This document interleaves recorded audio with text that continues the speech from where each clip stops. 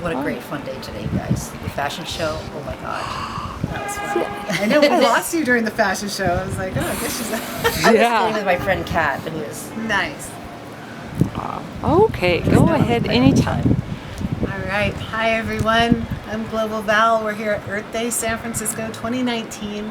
Really pleased to be standing here next to Theresa Marquez. She's a mission ambassador for Organic Valley Family of Farms, but also, like myself, a radio host. She hosts a show called Rootstock Radio back in Wisconsin. And she's here today. She's been pushing forward the organic food agenda for many years now. So thank you for joining us at Earth Day. What would you like to share with everyone today? Yeah, well, Earth Day. Well, first of all, I'm so grateful for Earth Day because, like I don't have a religion, and so how many non-religious holidays? I mean, there's Christmas, and then there's Easter tomorrow. I mean, come on, that's a stretch. Certainly not going to do Columbus Day. I like thankfulness on Thanksgiving, yes, but that also has a little bit of we're being thankful for what we did. I'm not sure. So I get confused by that.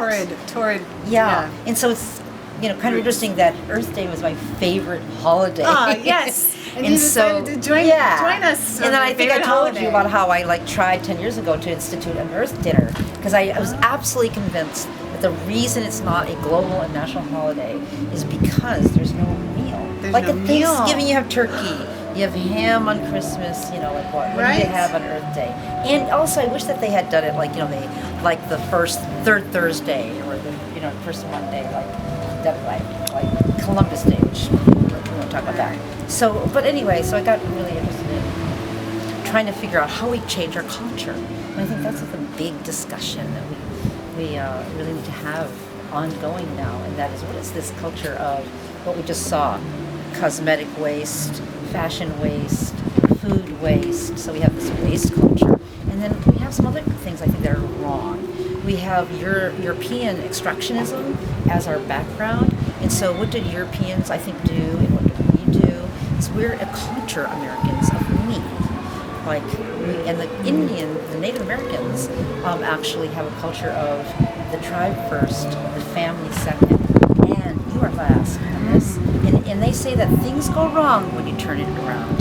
And I think that's what we're seeing right now. So I'm very interested and curious about that, just the whole concept of how much is enough, and what is the gap between the rich and the poor, and what does that have to do with social and environmental justice. So it's kind of obsessed me lately, and thinking about it, or even wanting to talk about it, because not too many people even want to talk about ownership. And I call it the C word. Oh, you're not going to, what about conscious capitalism? And I said, whoa, those two words do not work together. And capitalism means that all that you do is figure out how to get profit to the bottom line. And capitalism requires continual growth. And all the wealth, as we know, is from the earth. So just how much are we going to try and get derivatives and everything else from the wealth of the earth so that we have inflated, and so we have McDonald's CEO, the gap between he and his lowest worker is 1,000 to 1. Right. That kind of made me sick when I read that. It couldn't be true, but it is. It is true. And there's so many reasons for that. Some of it is, the unions have lost power over the years too, and people have forgotten how to organize. But talking about what you were saying, the kind of coming away from the me and going more towards the we. Organic Valley is a farmer cooperative, and you tell us about this concept of cooperation that I know that you've been right. Actually, for 35, 40 years, I've been in and out of being a cooperative, a retail co-op, and a farmers co-op. And it's really interesting because everyone's in a co-op. Anyone listening to this, they be either a credit union or they're an electric co-op, or you don't even know. Ace Hardware is a co-op.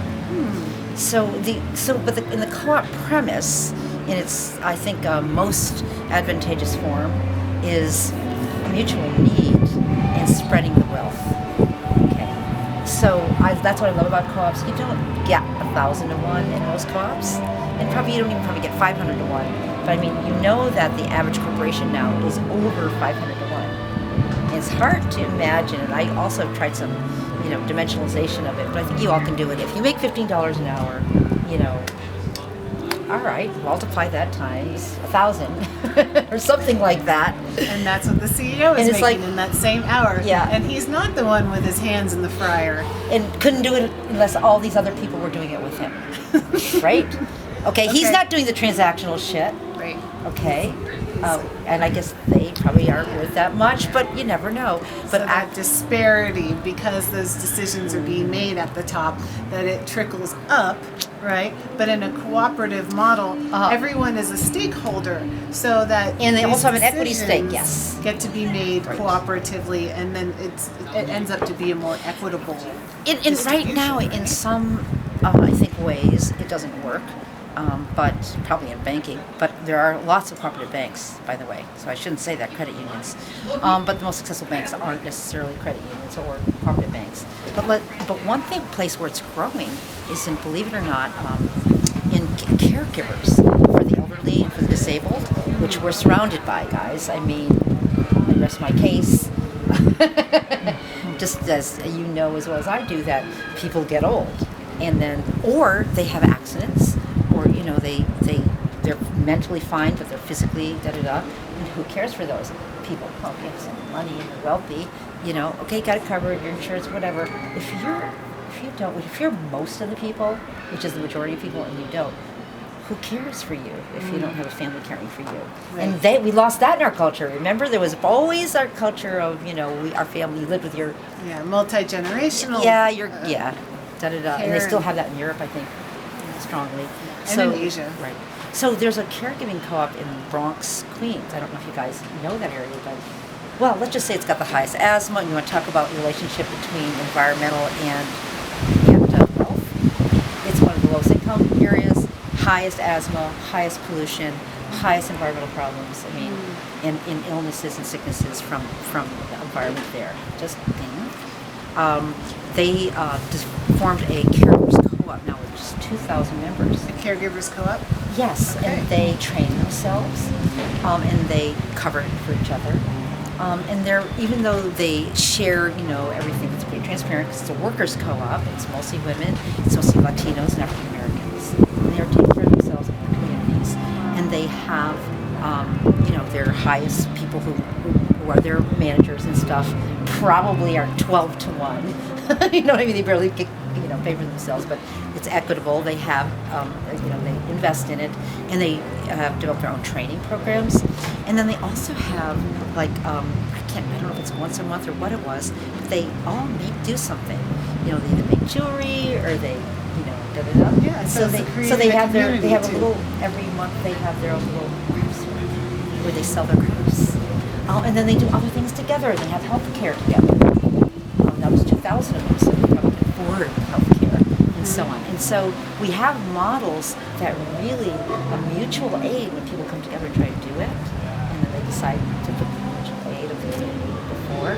So I don't know how to get there fast, but we all know urgency is. But I think we were talking about this before. I'm very, very interested in this idea of ownership. How did we get here in the last 20 years where the gap between the rich and the poor is just huge? And every year, the majority of wealth seems to be going to the 1%. Right. So can I draw a metaphor out of that? I hope so. Because I know you've done a lot of work about organic farming and organic soil, right? And so it's kind of, if we look at these as kind of microcosms or microsystems that actually function, much like if you have an organic field that's producing food, you have these communities that are forming to support one another. Can you tell us a little bit about what you talk about on your Rootstock radio show in terms of the organic soil movement, or what's really important for any environment to thrive? It's exciting in some ways for you to move from this idea of ownership, environmental usage, social justice, all these things, to then what happens in soil and making those kinds of metaphoric connections. I think everything's connected. So my first thought was while you were talking, oh my gosh, she's making these connections and everything is connected.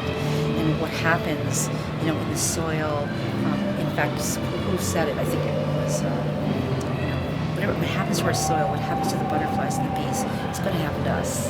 And so if we treat our soil badly, but the soil, is part of that whole environmental issue.